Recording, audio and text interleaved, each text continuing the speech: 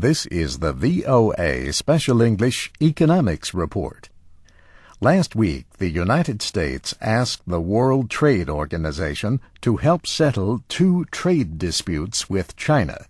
One of these involves the issue of intellectual property. Books, magazines, movies, computer software. Intellectual property is all around us. Any property that can be legally protected against copying without permission can be considered intellectual property.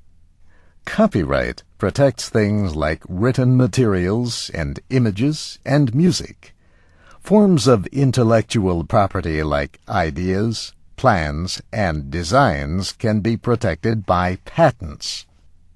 American officials say China is not doing enough to punish those who illegally copy American movies, music, and software. United States Trade Representative Susan Schwab said piracy and counterfeiting levels remain unacceptably high. She says this costs American companies and workers billions of dollars. The motion picture industry estimates that movie piracy in China cost more than $2.5 billion in lost sales in 2005 alone. The second dispute deals with barriers to trade in American books, music, and movies in China.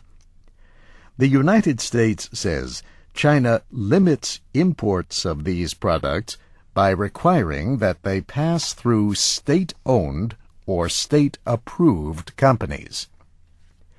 The Chinese government expressed what it called great regret at the American decision to go to the World Trade Organization. It says the action could harm trade relations between the two countries.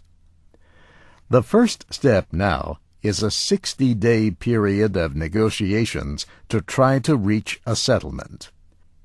The United States has growing trade deficits with China. Last year, the deficit reached a record $233 billion. But China says its monthly trade surplus with the world fell in March by more than 70% to less than $7 billion. Experts, though, say the big drop may have been the result of one-time events.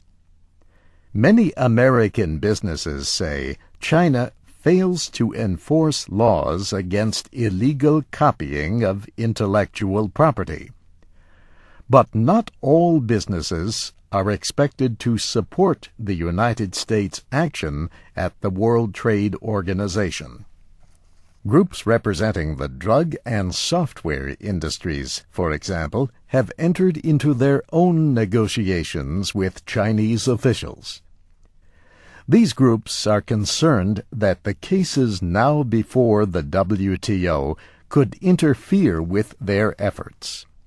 And that's the VOA Special English Economics Report, written by Mario Ritter.